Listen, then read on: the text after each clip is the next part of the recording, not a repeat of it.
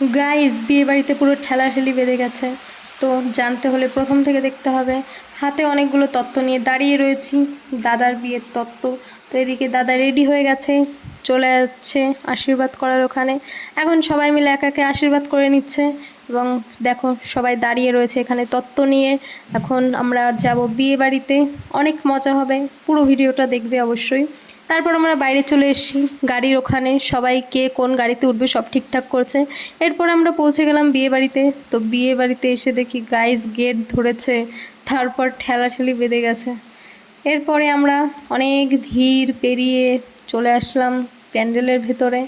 এসে দেখি সেখানেও প্রচুর ভিড়। তারপরে আমরা চলে গেলাম বৌদির ঘরে, সেখানে সব তত্ত্ব রাখা হয়েছে, দেখে নাও কী কী দেওয়া হয়েছে তত্ত্বে। তো এরপরে আমি, আমার ভাগ্নে আর দিদি আমরা কিছু ছবি তুললাম। এরপর আমরা কিছু খাওয়া দাওয়া করে নেব। তো স্টলে ছিল ফুচকা, কফি, পকোড়া। তো তারপর আমি 1 প্লেট পকোড়া নিয়ে আসলাম এবং সেটা খেতে খেতে এখন বিয়ে দেখছি। দাদার এদিকে মুখ ঢেকে দিয়েছে, কারণ বৌদিকে নিয়ে আসা হবে বাইরে। এরপরে শুভদৃষ্টি হলো, মালা বদল হচ্ছে। গাইস, বিয়ে দেখে কার কার বিয়ে করতে ইচ্ছা হচ্ছে অবশ্যই কমেন্টে জানাবে। তো তারপর বিয়ে দেখতে দেখতে আমাদের খিদে পেয়ে গেছিলো, তাই খাওয়া দাওয়া করে আসলাম। কি কি খেলাম আমি সেটা পরের একটা ভিডিওতে দেখাবো।